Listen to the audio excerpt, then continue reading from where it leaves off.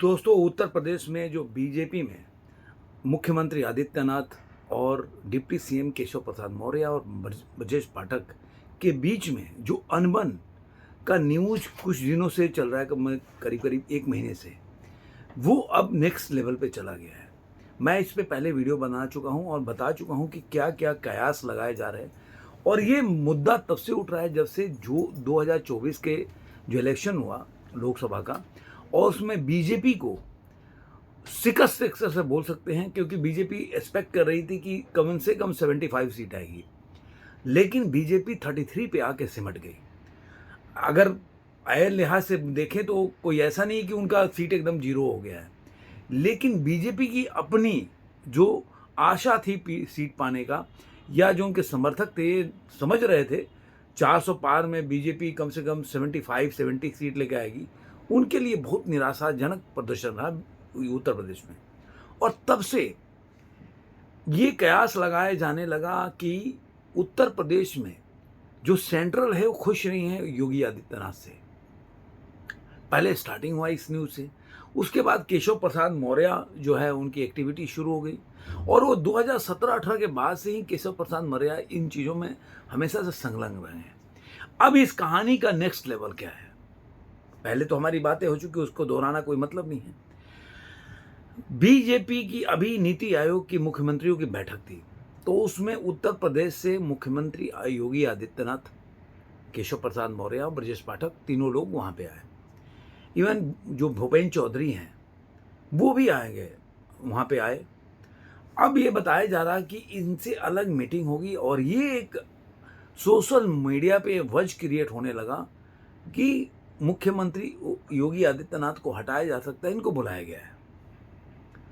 और विपक्षी दलों को तो क्या चाहिए, नैरेटिव सेट करना चाहिए। अखिलेश यादव जो पहले बोल रहे थे कि मतलब मानसून ऑफर चल रहा है केशव प्रसाद मौर्य के लिए, लेकिन जैसे ही इन मीटिंग के बाद जो खबरें बाहर आने लगी, उसके बाद से सारे विपक्षी दल जो आसरा लगा के बैठे थे ना, वो सारा धरा का धरा रह गया। और इसकी वजह से अखिलेश यादव को भी अपना नया ट्वीट करना पड़ा एक्स पे। तो क्या हुआ कि जब योगी आदित्यनाथ आए तो लोग, क्या होता है कि जो फोटोग्राफर होते हैं या मीडिया वाले होते हैं, वो एक्सप्रेशन देखते हैं कि योगी आदित्यनाथ का क्या एक्सप्रेशन है, केशव प्रसाद मौर्य का क्या है, ब्रजेश पाठक का क्या है, भूपेंद्र चौधरी का क्या है। इस तरह का एक्सप्रेशन देख के और आकलन करते हैं, और वो एक नैरेटिव सेट करते हैं। विपक्ष वाले भी करते हैं और मीडिया वाले भी करते हैं, जो जिस तरह से चाहे। लेकिन ऐसा कुछ हुआ नहीं। अब जो खबरें आ रही हैं, ये आ रही हैं कि अब बुलाया गया है तो योगी आदित्यनाथ को फुल पावर दे दिया गया है। जो योगी आदित्यनाथ मतलब अपने कैबिनेट जो मिनिस्टर थे, ऐसा बताया जाता है कि उनके मर्जी से उनको नहीं चुना गया, या उनके जो डीजीपी है उनके मतलब उनके हिसाब से नहीं है। इस तरह के कितने जो उनके पर्सनल सेक्रेटरी है, वो लोग उनके हिसाब से नहीं चुने गए।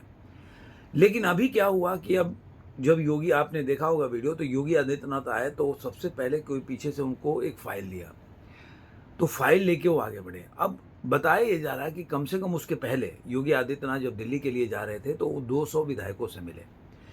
कि ये पहले से बताया जाता है कि योगी आदित्यनाथ जो है केवल एडमिनिस्ट्रेटिव जो आईएएस अधिकारी हैं या ऐसे सचिवों से मिलते हैं, उन्हीं को पावर दे रखा है, जो लोग फ़ायदा उठा रहे हैं, और कर्ताओं का अवहेलना हो रहा है, और कैबिनेट मिनिस्टर या मिनिस्टर लोग काम नहीं करा पा रहे, विधायकों की चलती नहीं है। इस तरह का नैरेटिव चल रहा था। तो योगी आदित्यनाथ इन बिटवीन सबसे मिले, 200 से ज़्यादा कहते हैं विधायकों से मिले वो खुद। और जो उन्होंने एक कैबिनेट मीटिंग बुलाई थी, उसमें दोनों डिप्टी सीएम को नहीं बुलाया। तो एक पहले से शायद मैसेज था, मैंने अपने वीडियो में बताया था कि जब नहीं बुलाया तो इसका मतलब कि योगी आदित्यनाथ झुकने वाले नहीं हैं, क्योंकि उनका नेचर बताता है वो बैकफुट पे नहीं जाते, वो कुछ बोलते नहीं हैं। जैसे कि आपने मोदी जी को देखा, वो दोनों में एक चीज़ है कि दोनों लोग कोई चीज़ कुछ भी हो जाए बाहर नहीं बोलते हो। मतलब आप उनके मुंह से कुछ निकलवा नहीं सकते, कोई न्यूज नहीं निकलवा सकते। योगी आदित्यनाथ की एक मतलब बोल सकते हैं कि पार्टी फोरम में भले ही बोलते होंगे, लेकिन बाद में मीडिया में ऐसा कुछ बात नहीं बोलते जिससे कि एक बोल सकते हैं कि निगेटिव नैरेटिव शुरू हो। लेकिन केशव प्रसाद मौर्य ये लोग तो मतलब बोलते हैं ना कि बोलने के लिए हमेशा हमेशा जागरूक रहते हैं, या बोलते हैं कि जो बोलने के लिए उतावले रहते हैं। तो इस चक्कर में क्या हुआ, उसके बाद अभी जो खबर आ रही है कि उनको बुलाया गया केशव प्रसाद मौर्य और ब्रजेश पाठक को। ये पूछा गया कि भाई आप जब से डिप्टी सीएम बने हो तो आपका क्या रोल है और आपने क्या क्या किया, आपका परफॉर्मेंस क्या है। केवल मुख्यमंत्री बनने के अलावा आपका परफॉर्मेंस क्या होता है। आप केशव प्रसाद मौर्य के पूरे इलाके में बीजेपी हार गई, ब्रजेश पाठक का वैसे ही हाल है। तो इन दोनों का परफॉर्मेंस भी तलाशा जा रहा है। वो योगी आदित्यनाथ मिले, अपनी बातें बताई और ये बताया जाता है कि उनको पूरा पावर दिया गया है और दोनों आदमी को, दोनों डिप्टी सीएम को बोला गया बाहर बोलने के लिए, एकदम बिल्कुल नहीं बोलना है आपको, जो भी बोलना है पॉलिटिकल फोरम पे बोलना है। और ऐसा बताया जा रहा है जो दिल्ली की जो आला कमान है वो इस पे बैठ के डिस्कस कर रही है कि आखिर ये डिप्टी सीएम जब से बने तो इनको परफॉर्मेंस क्या है। 2022 के बाद अभी 2 साल हो गए, तो इन लोगों का परफॉर्मेंस अपने क्षेत्रों में क्या रहा है और ये लोग ओबीसी के अपने कम्युनिटी के कितने वोट खींच के लाए हैं।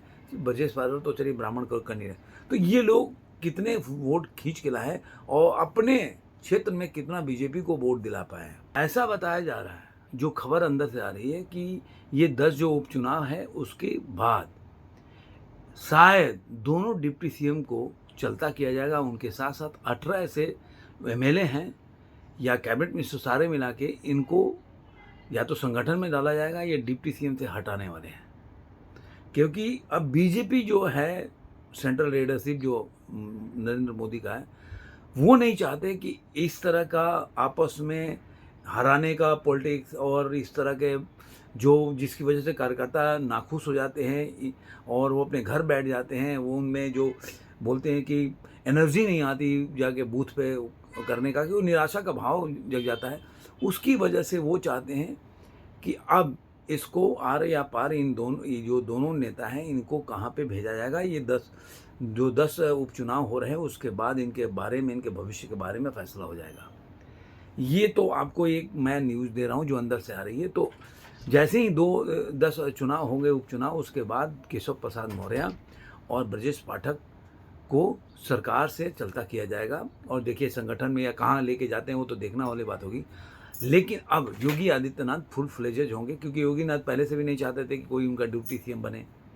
और जब से इनका डिप्टी सीएम बने तब से ये लोग मतलब काम कहीं करते हैं, ब्रेकर का काम ज़्यादा करते हैं। तो इस वजह से वो भी नहीं चाहते कि इस तरह से उनको मतलब कोई काम करने में बाधा, उनका ध्यान भटकाए और काम नहीं हो पा रहा है, जिसकी वजह से सरकार को मतलब इतना मतलब बोल सकते हैं कि विपक्ष के मतलब हमेशा